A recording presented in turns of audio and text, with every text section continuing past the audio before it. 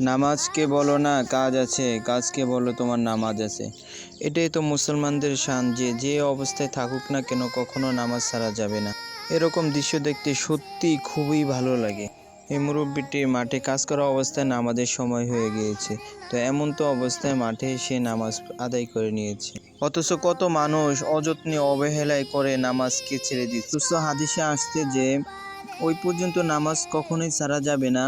কোনো একটা মুসলমান যখন দাঁড়িয়ে নামাজ না পড়তে পারবে সে বসে বসে পড়বে, আর বসে বসে না পড়তে পারলে শুয়ে পড়বে, আর যদি কখনো শুয়েও নামাজ না পড়তে পারে তখন ইশারায় পড়বে। আল্লাহ তাআলা আমাদেরকে 5 ওয়াক্ত নামাজ জামাতের সাথে আদায় করার মতন তৌফিক দান করুক, আমিন।